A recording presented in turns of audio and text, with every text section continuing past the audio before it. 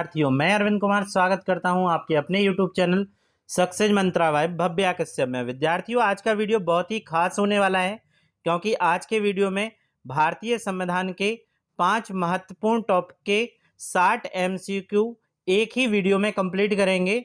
ये टॉपिक इतने महत्वपूर्ण हैं जिनसे हर एग्जाम में प्रश्न पूछे जाते हैं। ये सभी टॉपिक में बहुत ही सरल तरीके से तैयार करा दूंगा। इसके MCQ जितने बनते हैं मैंने सारे के सारे इसमें डाल रखे हैं। जिन विद्यार्थियों ने इस टॉपिक का डिटेल में अध्ययन ना किया हो वो प्लेलिस्ट में जाकर उसे पढ़ लें, फिर इस MCQ को सॉल्व करें ताकि आपसे सारे क्वेश्चन बन पाएँ। आपके ये 5 टॉपिक आपके सामने हैं। भाग 1, भाग 2, भाग 3, भाग 4 और भाग 4 का इससे संबंधित जितने भी MCQ हैं आपसे सॉल्व कर सकते हैं। इन 5 टॉपिकों को सही से तैयार कर लें और इनसे संबंधित सारे प्रश्न आपके परीक्षा में आप सही से सॉल्व कर सकते हैं जब आप इन टॉपिकों को यहाँ से तैयार कर लेते हैं। चलिए प्रारंभ करते हैं। पहला क्वेश्चन है, भारतीय संविधान सभा का गठन किया गया था। ध्यान से पढ़िएगा, भारतीय संविधान सभा का गठन किया गया था। ऑप्शन ए है कैबिनेट मिशन योजना 1946 के अनुसार।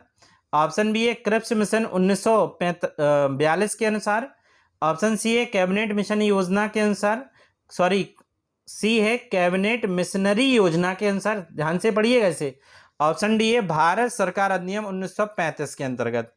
तो बताइए इसका सही आंसर क्या है। आपके पास 5 सेकंड का समय है, पॉज कर लिया कीजिए तब आप आंसर लगाइए, फिर इसका आंसर हम आपको बताते हैं। इसका सही आंसर है ऑप्शन ए कैबिनेट मिशन योजना 1946 के अनुसार भारतीय संविधान सभा का गठन किया गया था। चलिए चलते हैं दूसरे क्वेश्चन की ओर, देखते हैं दूसरा क्वेश्चन क्या है। भारत की संविधान सभा की स्थापना कब हुई थी। ध्यानपूर्वक पढ़िएगा, भारत की संविधान सभा की स्थापना कब हुई थी। ऑप्शन ए 10 जून 1946 को। ऑप्शन बी है 9 दिसंबर 1946 को। ऑप्शन सी है 26 नवंबर 1949 को। ऑप्शन डी है 26 दिसंबर 1949 को।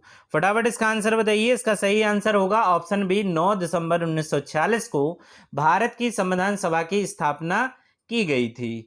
याद कर लीजिए, ये क्वेश्चन बहुत इंपॉर्टेंट है, हर एग्जाम में पूछे जाते हैं। क्वेश्चन नंबर 3 देख लीजिए। क्वेश्चन नंबर तीसरा है, भारतीय संविधान के निर्माण में कितना समय लगा। तो कुल कितना समय लगा। ऑप्शन ए 4 साल 8 महीने 10 दिन। ऑप्शन बी है 2 साल 11 महीने 18 दिन।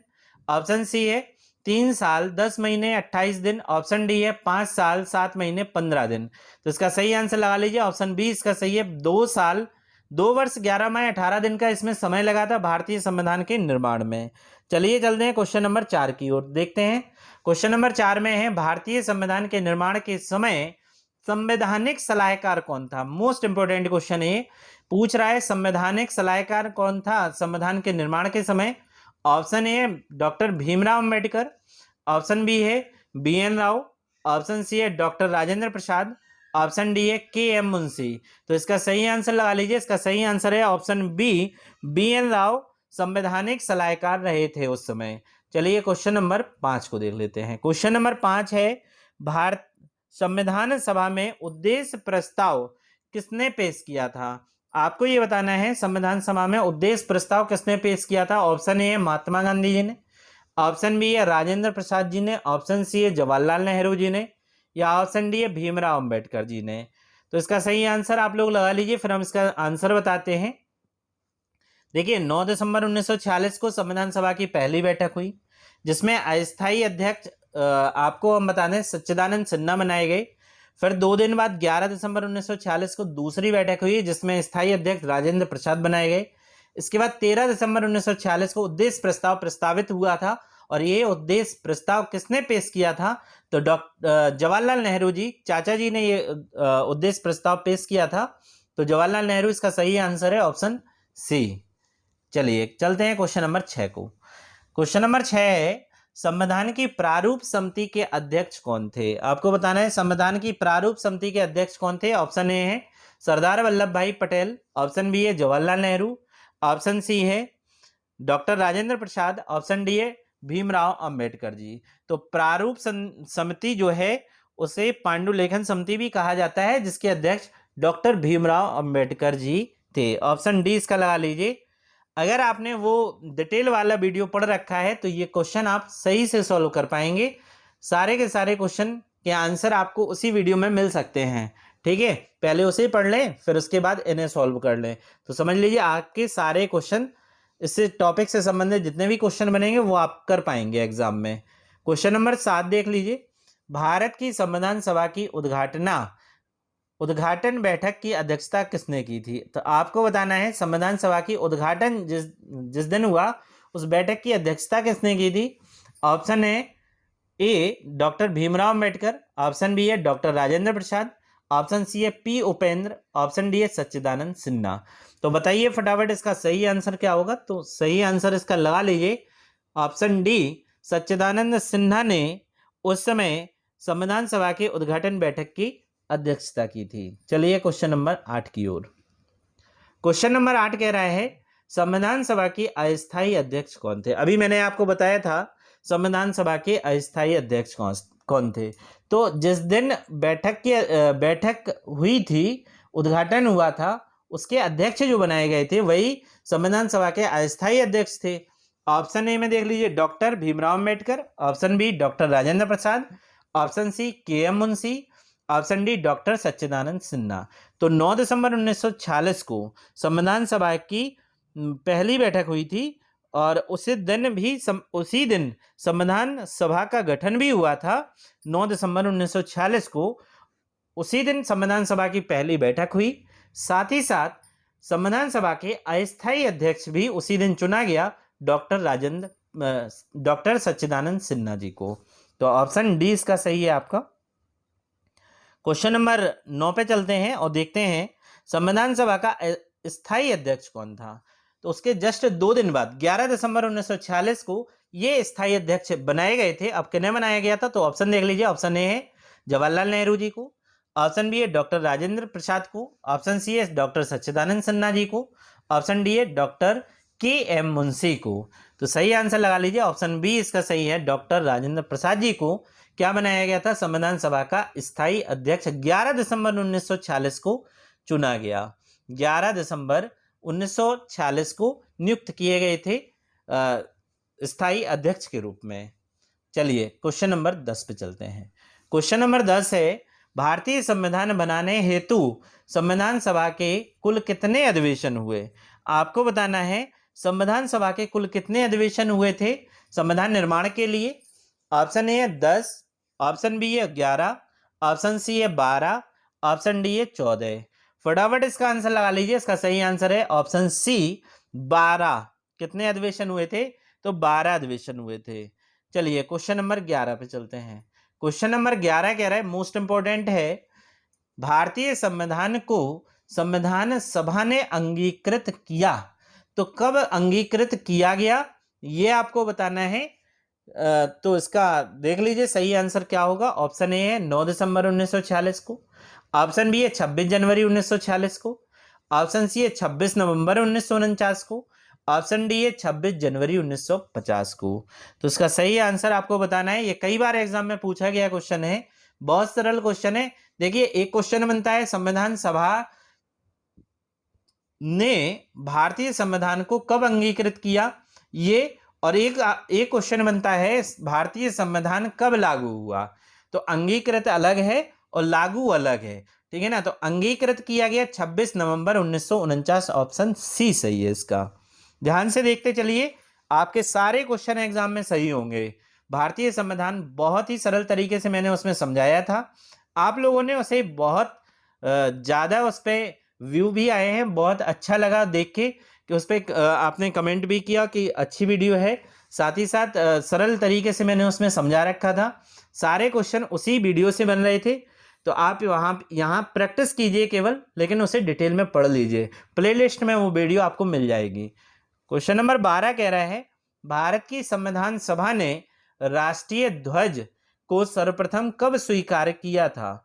ये मोस्ट इंपोर्टेंट है। अभी पैट में ये क्वेश्चन आया था, पैट 2022 में ये क्वेश्चन पूछा गया है कि यूपी पीटी जो पैट होता है उसमें क्वेश्चन आया है संविधान सभा ने राष्ट्रीय ध्वज को सर्वप्रथम कब स्वीकार किया था?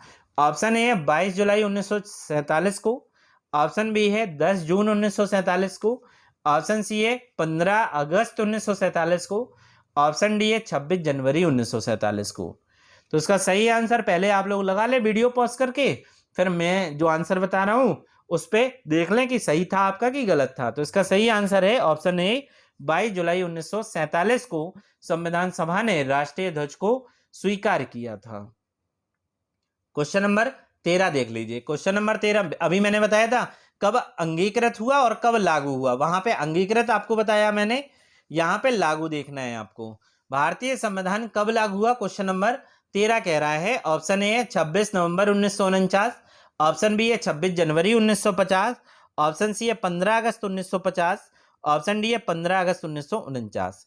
तो इसका सही आंसर सभी जानते हैं, बच्चा इसका आंसर जानता है, छोटे छोटे बच्चे भी जानते हैं कि 26 जनवरी 1950 को भारतीय संविधान लागू हुआ था। तब से गणतंत्र दिवस के रूप में 26 जनवरी मनाया जाने लगा है।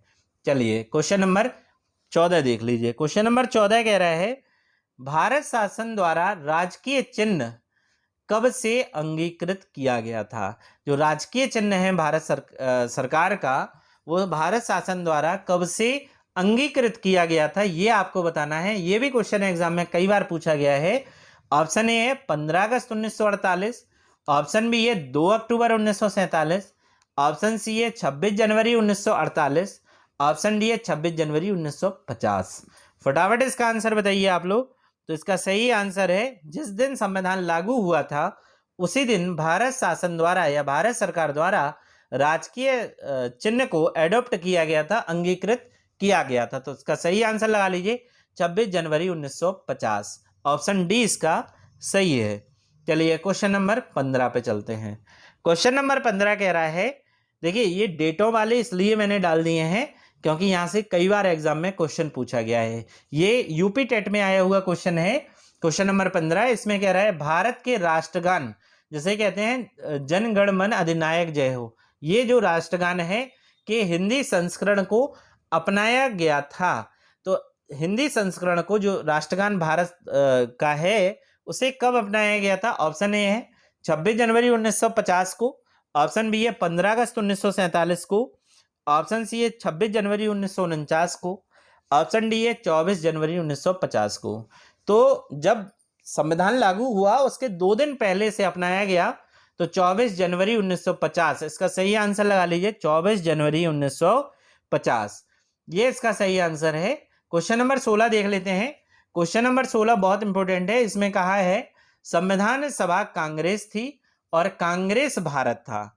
ये देखिए एक स्टेटमेंट दिया था किसी ने, ये कह रहा है ये किसने दिया था कि संविधान सभा कांग्रेस थी और कांग्रेस भारत था। ये किसने कहा था? ऑप्शन ए है विंस्टन चर्चिल, ऑप्शन बी है ऑस्टिन, ऑप्शन सी है माउंटबेटन, ऑप्शन डी है CR एटली। तो आपको इसका सही आंसर बताना है। तो सही आंसर है ऑप्शन बी, ऑस्टिन ने यह चीज कहा था कि संविधान सभा कांग्रेस थी और कांग्रेस भारत था। रट डालिए, ये क्वेश्चन बहुत सरल क्वेश्चन है और एग्जाम में बार बार पूछे जाते हैं। क्वेश्चन नंबर 17 देख लीजिए। क्वेश्चन नंबर 17 कह रहा है भारतीय राजनीतिक व्यवस्था में निम्नलिखित में से किसका स्थान सर्वोच्च होता है? ये आपके सेंस पे क्वेश्चन है, आपको इसका आंसर बताना है कि भारतीय राजनीतिक जो व्यवस्था है उसमें किसका स्थान सर्वोच्च होता है। ऑप्शन ए है राष्ट्रपति का, ऑप्शन बी है संविधान का, ऑप्शन सी है संसद का, या ऑप्शन डी है सर्वोच्च न्यायालय का। तो फटाफट इसका आंसर बताइए। इसका सही आंसर है ऑप्शन बी, संविधान का सर्वोच्च होता है। विद्यार्थियों एक चीज याद रखिएगा, अगर एक क्वेश्चन आए भारतीय राजनीतिक व्यवस्था में निम्न में किसका स्थान सर्वोच्च होता है, सेम यही क्वेश्चन रखा जाए और भारतीय इसमें जो संविधान लिखा है वो ना हो, उसकी जगह उपराष्ट्रपति हो या प्रधानमंत्री डाल दिया हो। जैसे ऑप्शन ए राष्ट्रपति, ऑप्शन बी प्रधानमंत्री, ऑप्शन सी संसद, ऑप्शन डी सर्वोच्च न्यायालय। तो इसका सही आंसर आप लोग जानते हैं क्या लगाएंगे? फिर संसद लगाएंगे, ठीक है ना। तो संविधान और संसद का जो स्थान है वो सर्वोच्च होता है, ठीक है। तो यहाँ पे आपका आंसर था संविधान, अगर संविधान ना दिया है तो क्या लगाएंगे? संसद का स्थान सर्वोच्च होता है। अब जो क्वेश्चन है क्वेश्चन नंबर 18 से क्वेश्चन नंबर 60 तक, ये है अनुच्छेदों से संबंधित। मैंने आपसे कहा था कि आपको अनुच्छेदों के तहत जैसे क्वेश्चन बनते हैं वो हम बताएंगे इस वीडियो में। तो देखते चलिए अब एक एक करके। क्वेश्चन नंबर 18 क्या कह रहा है, संविधान के किस अनुच्छेद में कहा गया है कि इंडिया अर्थात भारत राज्यों का एक संघ होगा। यह भी क्वेश्चन पूछा जाता है, इंडिया अर्थात भारत राज्यों का क्या है, तो आपको बताना है राज्यों का एक संघ है, ठीक है ना। ऑप्शन देख लीजिए, ये कौन से अनुच्छेद में कहा गया है कि इंडिया अर्थात भारत राज्यों का एक संघ होगा। ऑप्शन ए है अनुच्छेद 1, ऑप्शन बी है अनुच्छेद 2, ऑप्शन सी है अनुच्छेद 3 या ऑप्शन डी है अनुच्छेद 4। फटाफट इसका आंसर लगा लीजिए। आंसर ए है इसका, ऑप्शन ए है अनुच्छेद 1 में कहा गया है इंडिया अर्थात भारत राज्यों का एक संघ होगा। क्वेश्चन नंबर 19 देख लीजिए। क्वेश्चन नंबर 19 कह रहा है, भारतीय संविधान का अनुच्छेद 2 डैश से संबंधित है। अगर आपने डिटेल में पढ़ रखा है मेरा वीडियो तब तो आप इसे सॉल्व कर पाएंगे ऐसे टफ क्वेश्चन को, अन्यथा ये क्वेश्चन थोड़ा सा आपको दिक्कत जरूर करेंगे। तो यहाँ पे देख लीजिए, ऑप्शन ए है इंडिया अर्थात भारत राज्यों का एक संघ होगा, तो ये तो गलत हो गया क्योंकि अनुच्छेद 1 में इसका वर्णन है, यहाँ पे अनुच्छेद 2 पूछ रहा है आपसे। ऑप्शन बी देख लीजिए, ऑप्शन बी कह रहा है नए राज्यों का प्रवेश या स्थापना। तो देखिए नए राज्यों का प्रवेश या स्थापना अनुच्छेद 2 में है कि नहीं है। ऑप्शन सी देख लीजिए, नए राज्यों का गठन और मौजूद राज्यों के क्षेत्र सीमाओं या नामों में परिवर्तन। और ऑप्शन डी है इसमें, ऑप्शन डी है भारतीय राज्य की संवैधानिक मशीनरी की विफलता। तो इसका सही आंसर बताना है अनुच्छेद 2 में क्या है, अनुच्छेद 2 में है ऑप्शन बी, नए राज्यों का प्रवेश या उसकी स्थापना से संबंधित है। चलिए क्वेश्चन नंबर 20 देख लेते हैं। क्वेश्चन नंबर 20 क्या कह रहे हैं, भारतीय संविधान के किन अनुच्छेदों में नागरिकता संबंधी प्रावधान है। तो भाग 2 में नागरिकता का वर्णन किया गया है। भाग 2 में किस अनुच्छेद से किस अनुच्छेद तक नागरिकता या सिटीजनशिप के बारे में बताया गया है, यह आपको बताना है। ऑप्शन ए देख लीजिए अनुच्छेद 4 से 11, ऑप्शन बी देख लीजिए अनुच्छेद 4 से 12, ऑप्शन सी देख लीजिए अनुच्छेद 5 से 11, ऑप्शन डी देख लीजिए अनुच्छेद 5 से 12। तो आपको सही आंसर इसका लगाना है, ऑप्शन सी इसका सही है, अनुच्छेद 5 से 12 भाग 2 में नागरिकता का प्रावधान किया गया है। भाग 2 किसमें, भाग 2 में नागरिकता संबंधी प्रावधान है, ठीक है। दोनों चीजें रट डालिए, भाग 2 रटना है, साथ ही साथ क्या रटना है आपको, अनुच्छेद 5 से 11। ऑप्शन सी इसका सही है। चलिए क्वेश्चन नंबर 21 थोड़ा सा बड़ा सा लग रहा है, लेंदी है लेकिन बहुत सरल है, ध्यानपूर्वक पढ़ेंगे तो कर भी ले जाएंगे। अनुच्छेद 9 के विषय में निम्नलिखित में से कौन सा सही है, आपको बताना है। अनुच्छेद 9 में निम्नलिखित में से कौन सा सही है। ऑप्शन ए है, एक व्यक्ति जो किसी अन्य देश की नागरिकता को स्वेच्छा से प्राप्त करता है वह अब भारतीय नागरिक नहीं समझा जाएगा, ठीक है। ऑप्शन बी कह रहा है, भारत के बाहर रहने वाले भारतीय मूल के कुछ व्यक्तियों की नागरिकता के अधिकार देता है अनुच्छेद 9। ऑप्शन सी है, कुछ ऐसे व्यक्तियों की नागरिकता के अधिकार जो भारत से पाकिस्तान चले गए हैं उनके बारे में अनुच्छेद 9 वर्णित करता है। या ऑप्शन डी कह रहा है, अनुच्छेद 9 के अनुसार संविधान के प्रारंभ में नागरिकता। तो इसका सही आंसर लगा लीजिए, ऑप्शन ए इसका सही है। ए व्यक्ति जो अन्य देश की नागरिकता को स्वेच्छा से प्राप्त कर लेता है तो उसकी ऑटोमेटिक भारत की नागरिकता खत्म हो, भारतीय नागरिक वो नहीं समझाया जाएगा, भारत की नागरिकता खत्म हो जाएगी। चलिए आपको उसमें मैंने बताया था कि कैसे नागरिकता ग्रहण कर सकते हैं और कैसे नागरिकता खत्म होती है, इसलिए मैं बार बार कह रहा हूं कि प्लेलिस्ट में जाकर पहले वो वाला वीडियो देख लीजिए जो मैंने डिटेल में पढ़ाया है इन 5 भागों का, भाग 1, भाग 2, भाग 3, भाग 4 और भाग 4 का, ठीक है ना। क्वेश्चन नंबर 22 बहुत इंपॉर्टेंट है। क्वेश्चन नंबर 22 कह रहे हैं, निम्न में से किन अनुच्छेदों द्वारा भारतीय संविधान नागरिकों को मूल अधिकार निश्चितता प्रदान करता है। तो किस अनुच्छेद में, किन अनुच्छेदों में मूल अधिकार का वर्णन है, ये आपको बताना है। ऑप्शन ए अनुच्छेद 14 से 32, ऑप्शन बी है अनुच्छेद 15 से 35, ऑप्शन सी है अनुच्छेद 12 से 30 या ऑप्शन डी है अनुच्छेद 12 से 35। तो सही आंसर बताइए इसका क्या है। आप वीडियो को पॉज कर लिया करें तब इसका आंसर लगा के फिर हमें आंसर बताएं। इसका सही आंसर है ऑप्शन डी, क्या सही आंसर है? ऑप्शन डी इसका सही है। अनुच्छेद 12 से 35 तक भारत के जो फंडामेंटल राइट्स हैं, मौलिक अधिकार हैं, वो वर्णित हैं भारतीय संविधान में भाग 3 के तहत। ठीक है ना। चलिए देख लेते हैं अगला क्वेश्चन नंबर 23। निम्न में से किस अनुच्छेद में राज्य शब्द को परिभाषित किया गया है? आपको बताना है इनमें से कौन सा ऐसा अनुच्छेद है जिसमें राज्य को परिभाषित किया गया है। ऑप्शन ए है अनुच्छेद 11, ऑप्शन बी है अनुच्छेद 12, ऑप्शन तीसरा है अनुच्छेद 13 और ऑप्शन डी है अनुच्छेद 14। तो इसका सही आंसर है अनुच्छेद 12 में राज्य शब्द को परिभाषित किया गया है। चलिए अगला देख लेते हैं क्वेश्चन नंबर 24। क्वेश्चन नंबर 24 क्या कह रहा है? भारत के संविधान के निम्नलिखित में से कौन सा अनुच्छेद समानता के अधिकार से संबंधित है? तो आपको मैंने वहां बताया था कि पहले भारतीय संविधान में 7 अनुच्छेदों का वर्णन किया गया था मौलिक अधिकार में। बाद में क्या हुआ? संपत्ति के मौलिक अधिकार को कानूनी अधिकार मान लिया गया और उसे मौलिक अधिकार की श्रेणी से हटाकर अनुच्छेद 300 का के तहत एक कानूनी या विधिक अधिकार बना दिया गया था। अब कितने अधिकार बचे थे फिर उसमें? तो 6 मौलिक अधिकार बचे हैं। उनमें से पहला है कौन सा? समानता का अधिकार। उसका वर्णन कह रहा है कौन कौन से अनुच्छेदों में है। देख लीजिए, ऑप्शन ए है अनुच्छेद 19 से 22, ऑप्शन बी है अनुच्छेद 25 से 28, ऑप्शन सी है अनुच्छेद 14 से 18, ऑप्शन डी है अनुच्छेद 23-24। तो इसका सही आंसर लगा लीजिए आप। इसका सही आंसर होगा कौन कौन सा है ये? अनुच्छेद 14 से 18। अब जिन 6 की बात मैं कर रहा हूं उन्हें ध्यानपूर्वक केवल सुन ले। देखिए, पहला है समानता का अधिकार, यह अनुच्छेद 14 से 18। दूसरा है स्वतंत्रता का अधिकार, यह अनुच्छेद 19 से 22 में वर्णित। तीसरा है शोषण के विरुद्ध अधिकार, अनुच्छेद 23 से 24 में यह वर्णित है। चौथा है धार्मिक स्वतंत्रता का अधिकार, अनुच्छेद 25 से 28 में इसका वर्णन है। पांचवा है संस्कृति और शिक्षा का अधिकार, अनुच्छेद 29-30 में यह वर्णित है। और आखिरी है संवैधानिक उपचारों का अधिकार, यह अनुच्छेद 32 में वर्णित है। तो 6 जितने मौलिक अधिकार हैं वो मैंने आपको बता दिए। 7वां जो संपत्ति का अधिकार था वो आपका कहां चला गया? कानूनी या विधिक अधिकार हो गया अनुच्छेद 300 का के तहत। ठीक है ना। अब चलते हैं क्वेश्चन नंबर 25 पे। देख लेते हैं क्वेश्चन नंबर 25 क्या कह रहे हैं।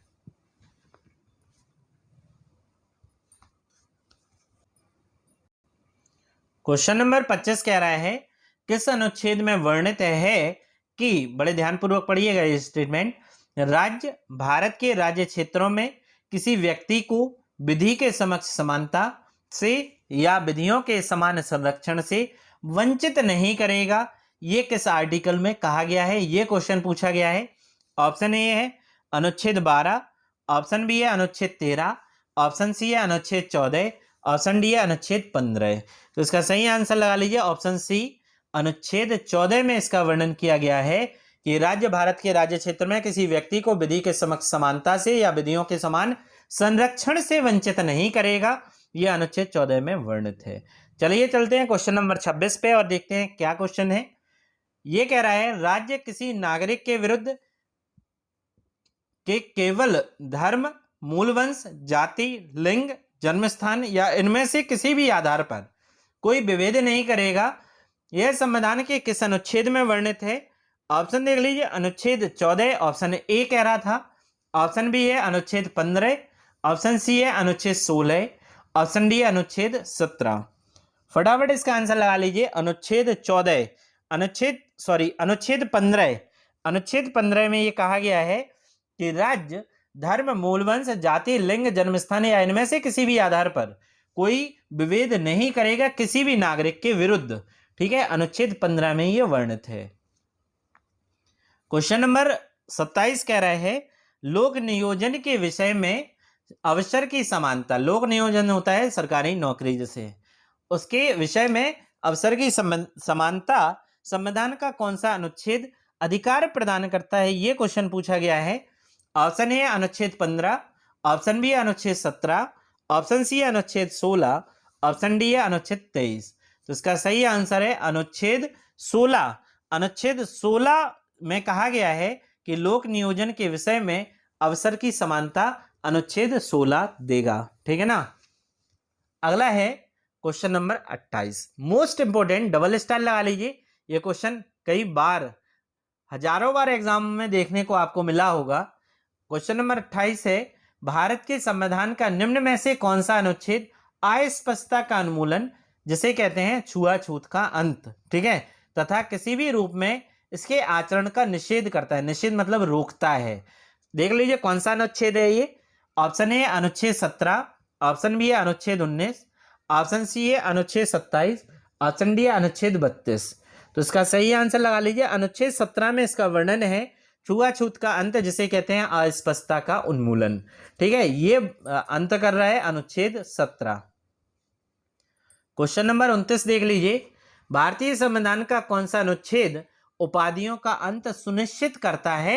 यह आपको बताना है कि कौन सा ऐसा अनुच्छेद है जो उपाधियों का अंत सुनिश्चित करता है। ऑप्शन ए है अनुच्छेद 18, ऑप्शन बी है अनुच्छेद 19, ऑप्शन सी है अनुच्छेद 24, ऑप्शन डी है अनुच्छेद 28।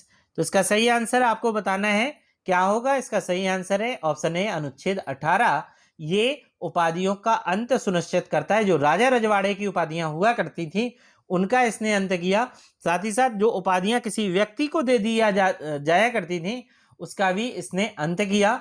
लेकिन जो भी आपकी एजुकेशन और मिलिट्री से संबंधित, सैनिक से संबंधित जो भी उपाधियां, उसका अंत नहीं हुआ है। ठीक है, तो उसका अंत अनुच्छेद 18 के अंतर्गत नहीं हुआ। बाकी सभी उपाधियों का अंत अनुच्छेद 18 के अंतर्गत किया गया है। क्वेश्चन नंबर 30 देख लीजिए, अनुच्छेद 19 के तहत प्रत्येक नागरिक को कौन सा अधिकार प्राप्त नहीं है।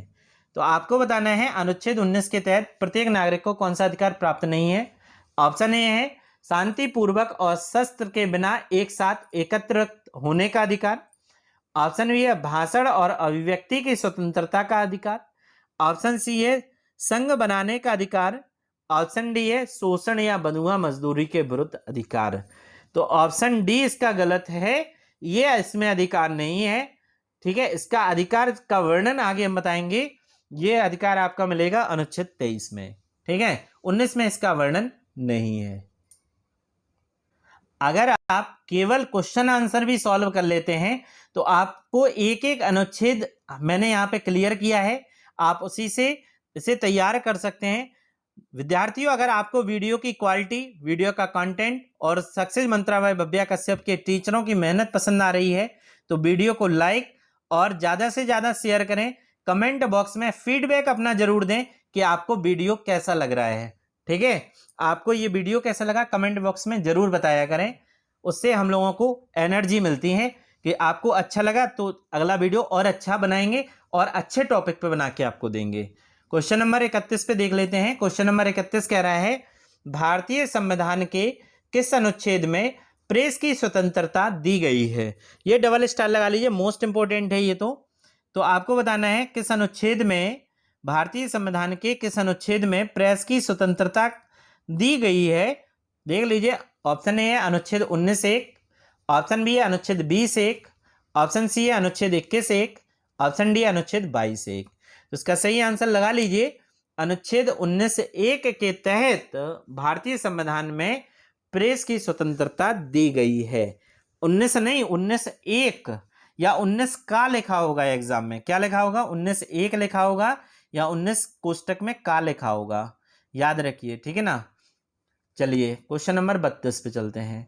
क्वेश्चन नंबर 32 कह रहा है, निम्नलिखित में से या इनमें से कौन सा अनुच्छेद अपराधों के लिए दोष सिद्धि के संरक्षण संबंध में संरक्षण से संबंधित है। तो अपराधों के लिए दोष सिद्धि के संबंध में संरक्षण प्रदान करता है, तो कौन सा अनुच्छेद है?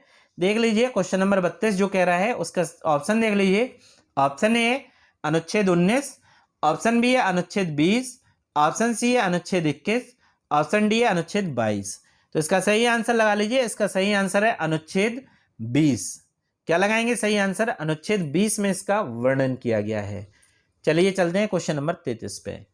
क्वेश्चन नंबर 33 कह रहा है, भारतीय गणराज्य की संविधान का कौन सा अनुच्छेद व्यक्ति की प्राण एवं दैहिक स्वतंत्रता के संरक्षण से संबंधित है। तो आपको बताना है कौन सा ऐसा अनुच्छेद है जो व्यक्ति के प्राण एवं दैहिक स्वतंत्रता के संरक्षण से संबंधित है। ऑप्शन ए है अनुच्छेद 21, ऑप्शन बी है अनुच्छेद 21 का, ऑप्शन सी है अनुच्छेद 22, ऑप्शन डी है अनुच्छेद 24। तो इसका सही आंसर लगा लीजिए, क्या होगा? प्राण एवं दैहिक स्वतंत्रता का जो संरक्षण प्रदान करता है अनुच्छेद 21 करता है। ऑप्शन ए सही है इसका, अनुच्छेद 21 इसका वर्णन करता है। अगले वाले में 3 स्टार लगाओ, डबल स्टार नहीं, ये 3 स्टार वाला है। क्यों है ये भी सुन लीजिए। ये ऐसा कोई एग्जाम नहीं है जिसमें शिक्षा का अधिकार ना पूछा गया हो। देखिए इसमें क्या कह रहा है, अनुच्छेद क्वेश्चन नंबर 34 में क्या कह रहा है? शिक्षा का अधिकार एक मौलिक अधिकार है जो संबंधित है। आपको बताना है ये मौलिक जो अधिकार है, शिक्षा का अधिकार, ये किस अनुच्छेद में वर्णित है? ऑप्शन ए है अनुच्छेद 19 का में, तो इसमें प्रेस की स्वतंत्रता का वर्णन किया गया है, ये इसका है। ऑप्शन बी है अनुच्छेद 20 का से, तो इसमें आप देख चुके हैं अनुच्छेद 20 में प्राण एवं दैहिक स्वतंत्रता का वर्णन किया गया है। अनुच्छेद 21 का से, और ऑप्शन डी है अनुच्छेद 21। ठीक है, देखिए मैं आपको बता दूं, अनुच्छेद 20 में अपराधों के लिए दोष सिद्धि के संरक्षण दिया गया है, संबंध में संरक्षण है। अनुच्छेद 21 में प्राण एवं दैहिक स्वतंत्रता के संबंध में संरक्षण दिया गया है।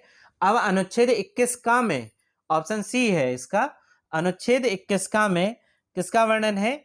अनुच्छेद 21 का में शिक्षा के अधिकार को मौलिक अधिकार माना गया है। और यहां पे नोट कर लें, 86वां संविधान संशोधन 86, 86वां संविधान संशोधन जो है 2002 के तहत भारत, ध्यान से सुनिएगा इसमें, देखिए 86वां संविधान संशोधन 2002 के तहत 6 से 14 वर्ष के सभी बच्चों के लिए शिक्षा का अधिकार मौलिक अधिकार बनाया गया है। और इसमें यह कहा गया है कि 6 से 14 वर्ष आयु के सभी बच्चे मुफ्त और अनिवार्य शिक्षा अनुच्छेद 21 का के तहत प्रदान उन्हें की जाएगी, और इसे मौलिक अधिकार बना दिया गया।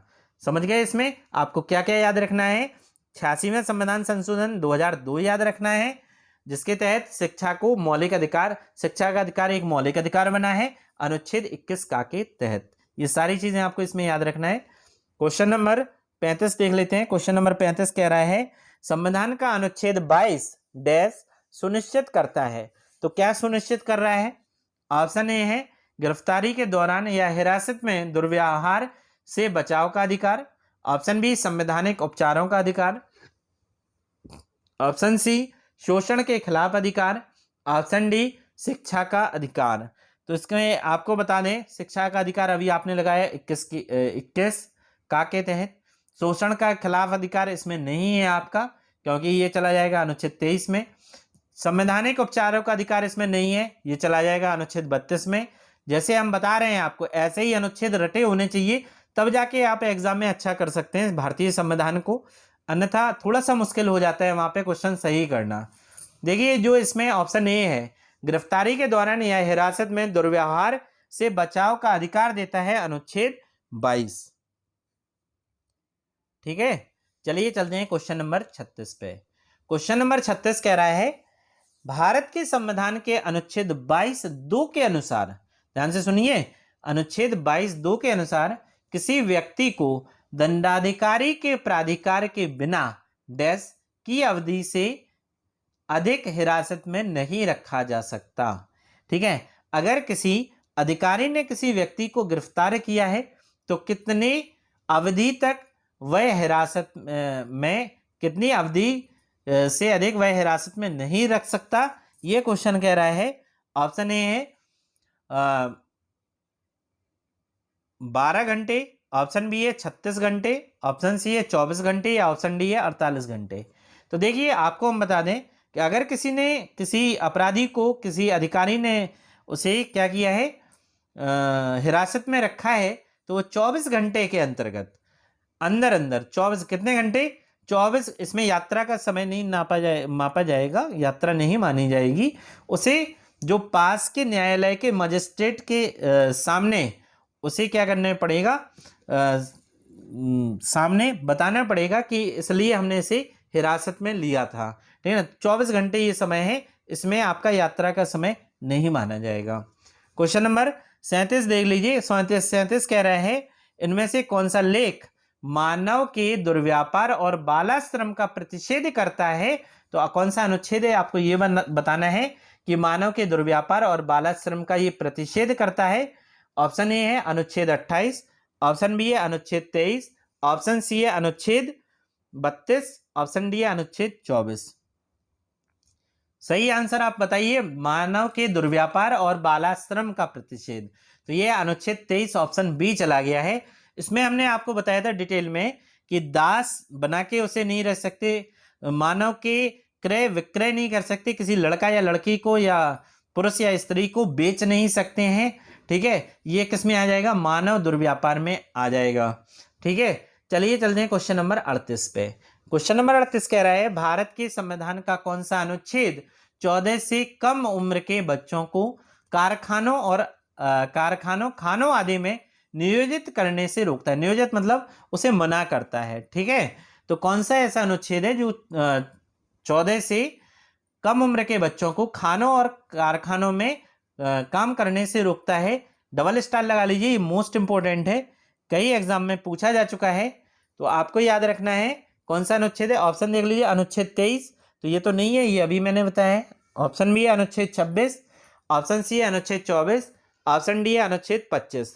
तो इसका सही आंसर है ऑप्शन सी अनुच्छेद 24। अनुच्छेद 24 में इसका वर्णन है। चलिए क्वेश्चन नंबर 39 देख लेते हैं। भारतीय संविधान के अनुच्छेद 25 से 28 तक डैश के विषय में बताया गया है। तो आपको बताना है कि कौन से अधिकार के, कौन सा एक मौलिक अधिकार है जो 25 से 28 तक वर्णित है। ऑप्शन ए है शोषण के विरुद्ध अधिकार, ऑप्शन बी है धार्मिक स्वतंत्रता का अधिकार, ऑप्शन सी है सांस्कृतिक और शैक्षणिक अधिकार, ऑप्शन डी है संवैधानिक उपचारों का अधिकार। तो इसका सही आंसर लगा लीजिए, ऑप्शन बी इसका सही है, धार्मिक स्वतंत्रता का अधिकार। इसका आंसर बी सही है। 25 से 28 में यही वर्णित है। देख लीजिए क्वेश्चन नंबर 40 और इसमें बताइए कौन सा आंसर सही होगा। ध्यानपूर्वक पढ़िएगा इसे। अंतःकरण की और धर्म के अवाध के रूप में मानने, आचरण और प्रचार करने की स्वतंत्रता भारतीय संविधान के किस अनुच्छेद में वर्णित है। तो आपको बताना है ये कौन सा अनुच्छेद है जिसमें धर्म को मानने, आचरण और प्रचार करने की स्वतंत्रता दी गई है। ऑप्शन ए अनुच्छेद 24, ऑप्शन बी अनुच्छेद 25, ऑप्शन सी अनुच्छेद 26, ऑप्शन डी अनुच्छेद 27। केवल यही वीडियो आप पढ़ लीजिए, यहां से कई क्वेश्चन आपको एग्जाम में देखने को मिल जाएंगे। इसका सही आंसर है ऑप्शन बी, अनुच्छेद 25 में इसका वर्णन किया गया है। चलिए क्वेश्चन नंबर 41 पे चलते हैं। क्वेश्चन नंबर 41 देख लेते हैं। क्वेश्चन नंबर 41 है धार्मिक कार्यों के प्रबंधन की स्वतंत्रता भारतीय संविधान के किस अनुच्छेद के अंतर्गत आती है। ऑप्शन ए है अनुच्छेद 25, ऑप्शन बी है अनुच्छेद 27, ऑप्शन सी है अनुच्छेद 26, ऑप्शन डी है अनुच्छेद 21।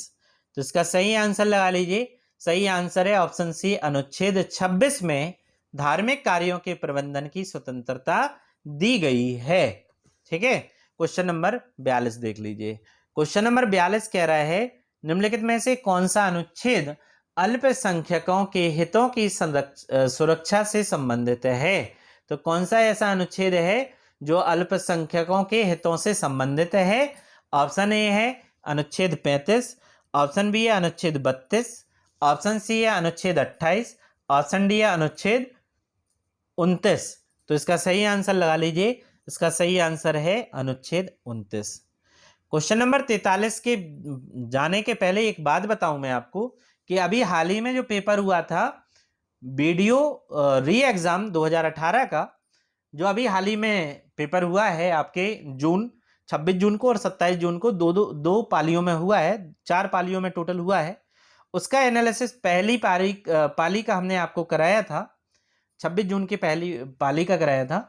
तो आप वहां से एनालिसिस से देख सकते थे कि हिंदी का और जीएस का कितना क्वेश्चन आपको हमारे वीडियो से, प्रैक्टिस वीडियो से देखने को मिल रहा होगा।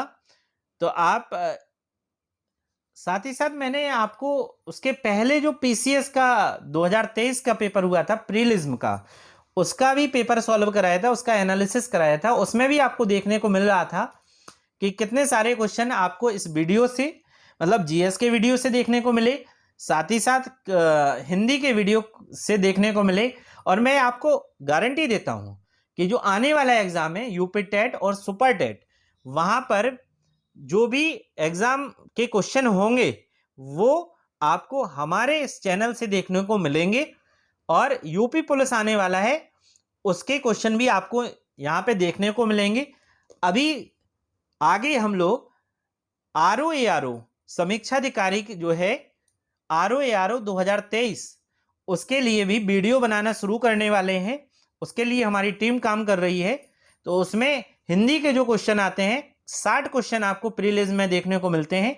मैं गारंटी देता हूं 55 से 60 क्वेश्चन आपको डिट्टो मेरे वीडियो से देखने को मिलेंगे। ठीक है, तो जो भी विद्यार्थी आरओ की तैयारी कर रहा है वो हमारे इस चैनल से जुड़ जाएं और यहां से जितने भी क्वेश्चन है उसका लाभ लें। क्वेश्चन नंबर 42 देख लें। क्वेश्चन नंबर 42 देख लेते हैं। क्वेश्चन नंबर 42 कह रहा है, क्वेश्चन नंबर 42 शायद हो चुका है पढ़ाने।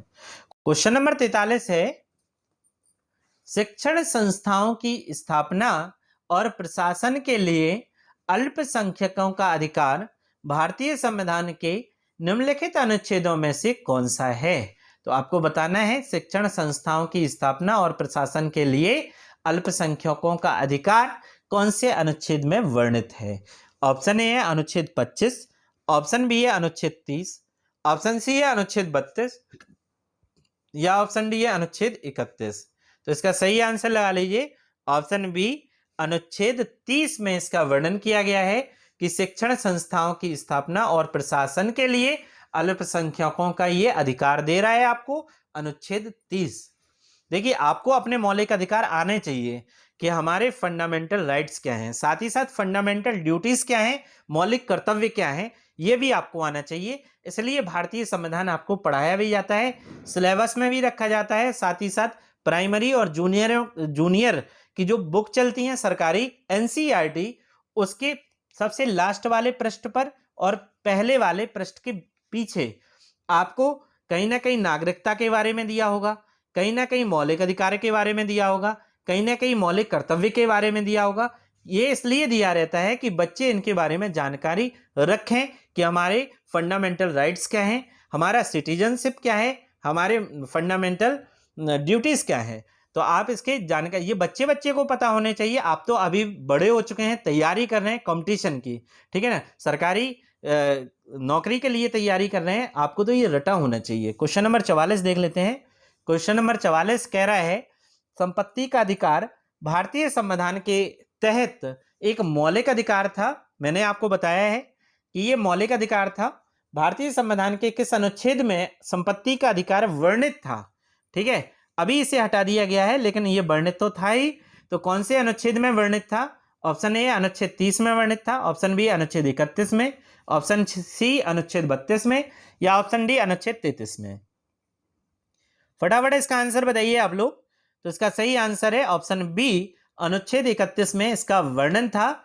इसके बारे में समझ लीजिए, 44वें संविधान संशोधन अधिनियम 1978 के द्वारा, 44वें संविधान संशोधन अधिनियम 1978, याद रखना है 1978 और 44वां संविधान संशोधन अधिनियम, इसके द्वारा संपत्ति के मौलिक अधिकार को एक विधिक अधिकार बना दिया गया है अनुच्छेद 300 का के तहत, विधिक अधिकार या कानूनी अधिकार। ठीक है, चलिए चलते हैं क्वेश्चन नंबर 45 पे। क्वेश्चन नंबर 45 कह रहा है, किस अनुच्छेद के तहत संपत्ति का अधिकार कानून एक कानूनी अधिकार है। ये बार बार मैं बोल रहा हूं, ये तो आपको याद होने जाना चाहिए कि संपत्ति के अधिकार को अब कानूनी अधिकार या विधिक अधिकार बना दिया गया है। 44वें संविधान संशोधन के अंतर्गत उसे मौलिक अधिकार की श्रेणी से हटाकर कानूनी अधिकार बनाया गया है। कौन सा अनुच्छेद है वो? ऑप्शन ए अनुच्छेद 300, ऑप्शन बी अनुच्छेद 300 का, ऑप्शन सी अनुच्छेद 299, ऑप्शन डी अनुच्छेद 301। तो इसका देख लीजिए, ऑप्शन बी इसका सही है, अनुच्छेद 300 का के तहत इसे कानूनी अधिकार बना दिया गया है। चलिए देख लेते हैं क्वेश्चन नंबर 46। तो आपको संपत्ति का अधिकार मोस्ट इंपोर्टेंट था, साथ ही साथ यहाँ पे आ जाते हैं अनुच्छेद 32, ये डबल स्टार लगा लीजिए, ये बहुत इंपॉर्टेंट है, ये एग्जाम में पूछा जाता है। भारतीय संविधान का अनुच्छेद 32 किससे संबंधित है?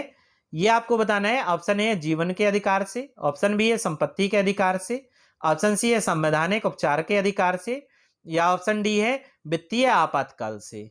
तो आपको हम बता दें इसका सही आंसर क्या होगा। इसका सही आंसर है ऑप्शन सी, संवैधानिक उपचारों के अधिकार से ये संबंधित है अनुच्छेद 32। चलते हैं क्वेश्चन नंबर 47 पे। क्वेश्चन नंबर 47 कह रहा है, ये डबल स्टार लगा लें यहाँ पे, मोस्ट इंपोर्टेंट है। भारतीय संविधान के किस अनुच्छेद को डॉक्टर भीमराव अंबेडकर द्वारा भारतीय संविधान का हृदय और आत्मा बताया गया है। आपको बताना है कौन सा अनुच्छेद है जिसे डॉक्टर भीमराव अंबेडकर ने हृदय, भारतीय संविधान का हृदय और आत्मा कहा है। ऑप्शन ए है अनुच्छेद 28, ऑप्शन बी है अनुच्छेद 31, ऑप्शन सी है अनुच्छेद 34, या ऑप्शन डी है अनुच्छेद 32। तो इसका सही आंसर है ऑप्शन डी, अनुच्छेद 32। अब क्यों भीमराव अंबेडकर जी ने इसे भारतीय संविधान का हृदय और आत्मा कहा है, तो ध्यान से सुन लीजिए। अगर आपके किसी मौलिक अधिकार का हनन हो रहा है तो आप अनुच्छेद 32 के तहत सर्वोच्च न्यायालय में अपील कर सकते हैं। सर्वोच्च न्यायालय होता है सुप्रीम कोर्ट। सुप्रीम कोर्ट में अपील कर सकते हैं अगर किसी भी मौलिक अधिकार का आपके हनन हो रहा है, तो आप उसके बचाव के लिए सर्वोच्च न्यायालय में अनुच्छेद 32 के तहत जा सकते हैं। और अनुच्छेद 226 के तहत आप किसी उच्च न्यायालय में मौलिक अधिकार के हनन होने पर अपील कर सकते हैं। इसी को देखते हुए डॉक्टर भीमराव अंबेडकर जी ने भारतीय संविधान का अनुच्छेद 32 को हृदय और आत्मा बताया है। Question number 48। क्वेश्चन नंबर 48 कह रहा है, संविधान के भाग 4 में राज्य नीति के निर्देशक सिद्धांतों का उल्लेख किस अनुच्छेद में किया गया है। तो आप राज्य के नीति निर्देशक तत्व जो आयरलैंड से लिए गए हैं वो किस भाग में वर्णित हैं, आपको ये बताना है। ऑप्शन ए है अनुच्छेद 34 से 51, अनुच्छेद बी वाला देख लीजिए अनुच्छेद 35 से 51, ऑप्शन सी है अनुच्छेद 36 से 51, ऑप्शन डी है अनुच्छेद 36 से 51, ऑप्शन सी में था अनुच्छेद 36 से 51 का, अनुच्छेद डी में था ऑप्शन अनुच्छेद 36 से 51। ठीक है ना। तो इसका सही आंसर लगा लीजिए, ऑप्शन डी इसका है अनुच्छेद 36 से 51 में राज्य के नीति निर्देशक सिद्धांतों का वर्णन है जो आयरलैंड से आपके लिए गए हैं भाग 4 में। चलिए क्वेश्चन नंबर 49 देख लेते हैं। क्वेश्चन नंबर 49 कह रहा है, मोस्ट इंपोर्टेंट, डबल स्टार लगाइए, पीसीएस में कई बार ये पूछा गया क्वेश्चन है। देखिए यहाँ पे ये कह रहा है 49 में, समान न्याय और निःशुल्क कानूनी सहायता का उल्लेख किस अनुच्छेद में किया गया है। तो समान न्याय और निःशुल्क कानूनी सहायता का उल्लेख कह रहा है किस अनुच्छेद में किया गया है। ऑप्शन ए है अनुच्छेद 39 का, ऑप्शन बी है अनुच्छेद 39 घ, ऑप्शन डी है अनुच्छेद 40, ऑप्शन डी सी है अनुच्छेद 40 का हो गया, ऑप्शन डी हो गया अनुच्छेद 51 का। तो यहाँ पे सही आंसर लगा लीजिए ऑप्शन ए, अनुच्छेद 39 का। इसमें समान न्याय और निःशुल्क कानूनी सहायता के बारे में बात कही गई है। तो वहीं समान कार्य के लिए 50वां क्वेश्चन कह रहा है, समान कार्य के लिए समान वेतन भारत के संविधान में सुनिश्चित किया गया है, यह भारतीय संविधान के किस अनुच्छेद में वर्णित है। डबल और ट्रिपल स्टार लगाइए, ये कई बार पीसीएस में एग्जाम में पूछा गया है, ना केवल पीसीएस में, एसएससी सीजीएल में ये क्वेश्चन आया है। समान कार्य के लिए समान वेतन, ये कहाँ पे किस अनुच्छेद में वर्णित है, ये आपको बताना है। ऑप्शन ए है अनुच्छेद 39 का, ऑप्शन बी है अनुच्छेद 39 खा, ऑप्शन सी है अनुच्छेद 39 गा, ऑप्शन डी है अनुच्छेद 39 घा। सही इसका आंसर लगा लीजिए ऑप्शन डी, अनुच्छेद 39 घा में इसका वर्णन किया गया है। आई होप आपको समझ में आ रहा होगा, बहुत सरल तरीके से हम समझा रहे हैं। और अगर आपको समझ में आ रहा है, कंटेंट समझ में आ रहा है, टीचर की मेहनत समझ में आ रही है, तो आप कमेंट जरूर किया कीजिए, अच्छा लगता है आपके कमेंट आने से, ठीक है ना। 51वां क्वेश्चन देख लेते हैं। 51वां क्वेश्चन कह रहा है, भारतीय संविधान का अनुच्छेद 40 किससे संबंधित है। ऑप्शन ए है सहकारी समितियों के प्रचार से, ऑप्शन बी है पंचायती राज व्यवस्था से, ऑप्शन सी है ग्राम पंचायतों के गठन से, ऑप्शन डी है नगर पालिका से। तो बताना है आपको अनुच्छेद 40, डबल स्टार लगाइए, ये भी एग्जाम में पूछा है। जितने क्वेश्चन हैं सारे के सारे क्वेश्चन आपके एग्जाम में पूछे गए हैं, ठीक है ना। तो इसका सही आंसर लगा लीजिए इसका सही आंसर है ऑप्शन सी, ग्राम पंचायतों के गठन से अनुच्छेद 40 संबंधित है। क्वेश्चन नंबर 52 देख लीजिए। क्वेश्चन नंबर 52 कह रहे हैं कौन सा अनुच्छेद नागरिकों के लिए एक समान सिविल संहिता का उपबंध करता है? तो समान सिविल संहिता का उपबंध कौन सा अनुच्छेद कर रहा है? ऑप्शन ए अनुच्छेद 42, ऑप्शन बी अनुच्छेद 43, ऑप्शन सी अनुच्छेद 44, ऑप्शन डी अनुच्छेद 45। तो यहाँ पे सही आंसर है आपका अनुच्छेद 44। क्या है? ऑप्शन सी अनुच्छेद 44 यहाँ पे आंसर सही है। क्वेश्चन नंबर 53 कह रहा है भारतीय संविधान के किस अनुच्छेद में 6 वर्ष से कम आयु वर्ग के बच्चों के लिए निःशुल्क व अनिवार्य शिक्षा का उपबंध किया गया है? देखिए अनुच्छेद 21 का में 6 से 14 वर्ष के बालकों के लिए बात कही गई थी। आपको ये बताना है कि किस अनुच्छेद में 6 वर्ष से कम आयु के वर्ग के बच्चों के लिए निःशुल्क और अनिवार्य शिक्षा का उपबंध किया गया है। ये कौन सा अनुच्छेद है? ऑप्शन ए देख लीजिए अनुच्छेद 44, ऑप्शन बी अनुच्छेद 45, ऑप्शन सी अनुच्छेद 47, ऑप्शन डी अनुच्छेद 50। तो इसका सही आंसर लगा लीजिए आप लोग। इसका सही आंसर होगा ऑप्शन बी अनुच्छेद 45 में ये कहा गया है कि 6 वर्ष से कम आयु वर्ग के बच्चों के लिए निःशुल्क व अनिवार्य शिक्षा का ये उपबंध करेगा अनुच्छेद 45। ठीक है ना। क्वेश्चन नंबर 54 पे चलते हैं। क्वेश्चन नंबर 54 कह रहा है भारत के संविधान का अनुच्छेद 46 किसके शैक्षिक और आर्थिक रूप से संवर्धन को दर्शाता है? आपको बताना है शैक्षिक और आर्थिक रूप के संवर्धन को दर्शाता है। ये किसके अनुच्छेद 46 में वर्णित है? तो ऑप्शन ए धार्मिक अल्पसंख्यक के बारे में ये कह रहा है, ऑप्शन बी है अनुसूचित जाति और अनुसूचित जनजाति व अन्य कमजोर वर्ग के लिए ये बात कह रहा है, ऑप्शन सी है बड़ी सिंचाई परियोजना में विस्थापित व्यक्ति के लिए ये बात कही जा रही है, या ऑप्शन डी है आर्थिक रूप से वंचित व्यक्ति के बारे में ये बात कही जा रही है। तो इसका ऑप्शन बी सही है, अनुसूचित मतलब SC ST और अन्य कमजोर जो वर्ग के व्यक्ति हैं उनके लिए अनुच्छेद 46 शैक्षिक और आर्थिक हितों के संवर्धन को दर्शा रहा है। क्वेश्चन नंबर 55 पे चलते हैं। क्वेश्चन नंबर 55 कह रहा है भारत के संविधान के किस अनुच्छेद में पोषण के स्तर और जीवन स्तर को बढ़ाने के लिए कौन सा सार्वजनिक स्वास्थ्य में सुविधा के लिए राज्य के कर्तव्य के बारे में बात कही गई है? तो आपको बताना है कि किस अनुच्छेद में ये बात कही गई है। ऑप्शन ए है अनुच्छेद 12, ऑप्शन बी है अनुच्छेद 33, ऑप्शन सी है अनुच्छेद 47, ऑप्शन डी है अनुच्छेद 48। तो इसका सही आंसर लगा लीजिए। इसका सही आंसर होगा ऑप्शन सी अनुच्छेद 47 में ये बात कही गई है कि पोषण के स्तर और जीवन के स्तर को बढ़ाने के लिए अगर बात कही गई है तो वो बात कही गई है अनुच्छेद 47 में। ये कई बार एग्जाम में क्वेश्चन में पूछा भी गया है। चलिए क्वेश्चन नंबर 56 पे चलते हैं और देखते हैं क्या कह रहा है। क्वेश्चन नंबर 56 कह रहा है अनुच्छेद 48 का, ए का मतलब होता है का, कहता है कि पर्यावरण की रक्षा डैश का कर्तव्य होगा। ये किसका कर्तव्य होगा पर्यावरण की रक्षा का? ऑप्शन ए है केंद्र सरकार की, ऑप्शन बी है राज्य की, ऑप्शन सी है प्रत्येक नागरिक की, ऑप्शन डी है बी और सी दोनों, मतलब राज्य और प्रत्येक नागरिक दोनों। तो इसका सही आंसर यही है ऑप्शन डी, राज्य और प्रत्येक नागरिक का ये कर्तव्य होता है कि अनुच्छेद 48 का के तहत पर्यावरण की वो रक्षा करे। ठीक है ना।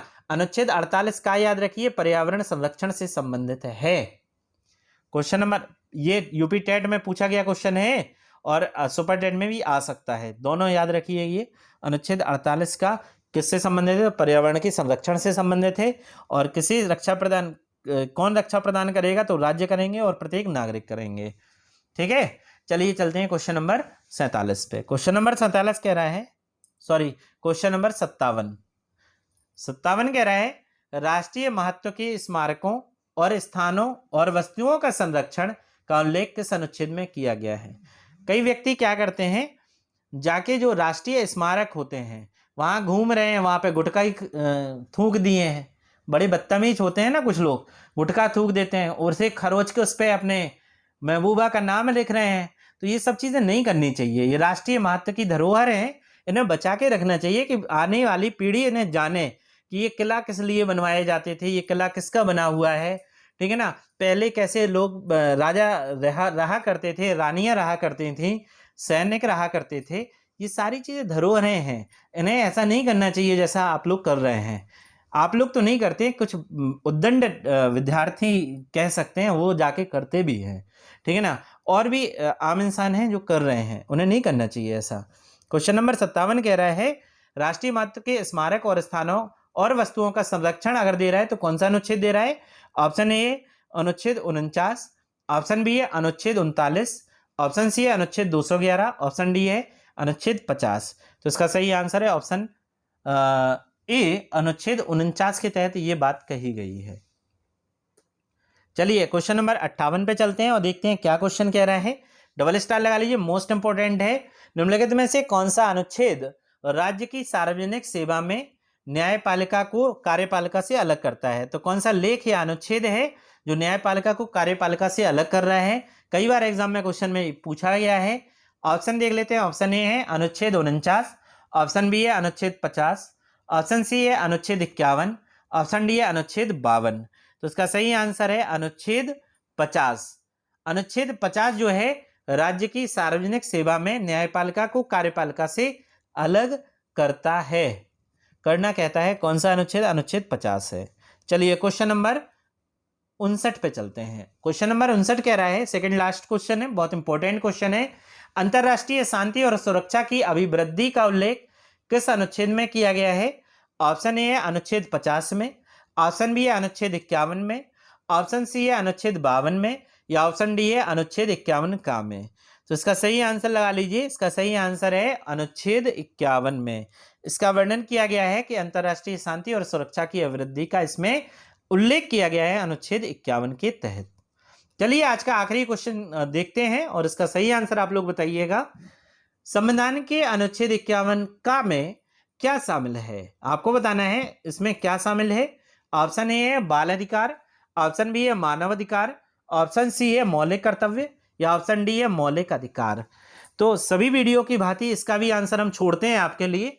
इसका आंसर आप हमें कमेंट बॉक्स में लिख के बताइए, नहीं तो मैं कल आपको इसका आंसर दूंगा। इसका सही आंसर क्या है, मैं आप ये भी देखना चाहता हूं कि आप पूरा वीडियो देखते अगर हैं तो कमेंट बॉक्स में अपना आंसर दे रहे हैं कि नहीं दे रहे हैं, ठीक है। तो क्वेश्चन नंबर 60 बहुत सरल है, सभी को आता है। नहीं आता है तो आप हमारा वीडियो जो है प्लेलिस्ट में आपको मिल जाएगा, भाग 1, भाग 2, भाग 3, भाग 4, भाग 4 का। इसका मैंने डिटेल में वहाँ पे टॉपिक वाइज डिटेल में पढ़ाया है, बहुत सरल तरीके से पढ़ाया है। वहां पर जाकर आप इसे पहले डिटेल पढ़ लीजिए, फिर इन 60 क्वेश्चन के आंसर सही आंसर लगाइए और हमें बताइए कि आपके 60 में से कितना क्वेश्चन सही हुआ है। मैं आशा करता हूं, उम्मीद करता हूं कि आपके 60 में से 60 क्वेश्चन यहाँ पे सही होंगे। देखिए मैं आपको बता दूं कि अभी वीडियो री एग्जाम 2018 का अभी 26 जून 2023 में और 27 जून 2023 में जो एग्जाम हुआ है उसमें बहुत सारे क्वेश्चन अपने पढ़ाए हुए वीडियो से थे। मतलब सक्सेस मंत्रा बाय भव्या कश्यप में जितने भी प्रैक्टिस आपको जीएस के हमने कराए हैं उनमें से, साथ ही साथ जो भी टॉपिक मैंने पढ़ाया है उनमें से बहुत सारे क्वेश्चन आपके जीएस को देखने को मिले हैं। और हिंदी का 50 में से 50 क्वेश्चन लगभग मैं बता रहा हूं आपको कि डिट्टो वहां पे आपको देखने को मिला है। केवल आप गद्य छोड़ दीजिए, गद्यांश आप छोड़ दीजिए, तो गद्यांश तो नहीं पढ़ाए हैं हमने, ना ही वो मिल सकते हैं किसी के पढ़ाए हुए। केवल उसके 4-5 क्वेश्चन छोड़ दीजिए, बाकी जो उसके व्याकरण के और साहित्य के क्वेश्चन हैं मैंने पढ़ाए हैं और वहां पे बच्चों के फंसे भी हैं और अच्छे नंबर आएंगे भी। और जिसने हिंदी वहां पे अच्छा कर लिया है तो समझ लीजिए उसके एग्जाम में सक्सेस होने के चांस बढ़ जाएंगे, क्योंकि वहां पे जीएस का थोड़ा सा टफ आया है, रीजनिंग थोड़ा सा लेंदी था। उस दिन एनालिसिस हमने कराया तो उस दिन मैंने रीजनिंग का नहीं करा पाया क्योंकि उस दिन रीजनिंग लेंदी आया। सभी जितने भी 4 टाइम पे क्वेश्चन हुए वो सुबह शाम, तो वो जितने भी क्वेश्चन थे उनमें रीजनिंग बहुत लेंदी था।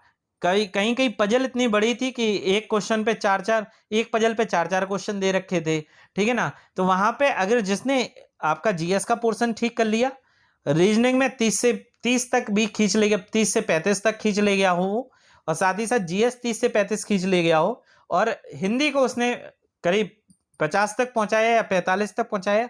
साथ ही साथ उस पेपर में क्या था कि 2 पे 1 गलत था, कि अगर आप 2 गलत करेंगे तो आपका 1 सही उसमें क्या हो जाएगा, गलत हो जाएगा। तो वहाँ पे बच्चे डर-डर के क्वेश्चन सॉल्व भी कर रहे थे, ठीक है? तो उसकी मेरिट नहीं जाएगी। एक चांस और बनता है कि वहाँ पे कई बच्चों ने पेपर छोड़ा भी, ठीक है? 2018 का पेपर था, कई बच्चों की तैयारी वहाँ पे खत्म हो गई, या कई बच्चों के सिलेक्शन हो गए, या कई बच्चे लापरवाही के कारण पेपर देने नहीं जा पाए। बारिश भी बहुत ज़्यादा हो रही थी, कई बच्चे बारिश के कारण भी पेपर देने नहीं जा पाए, तो ऐसा भी हो गया।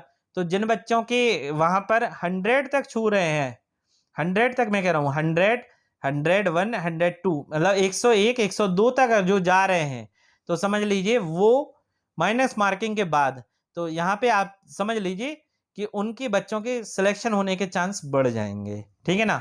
बाकी 95 से 100 के बीच में भी सिलेक्शन होने के चांस हैं, तो इसीलिए, और मैंने पीसीएस का भी कराया, उसमें से कई क्वेश्चन आपको देखने को मिले हैं। इसीलिए मैं आपसे हमेशा कहता हूँ कि आप क्या करें कि इन्हें बहुत ध्यानपूर्वक तक और पूरा एंड तक, पूरा का पूरा हमारा वीडियो देखें, ठीक है?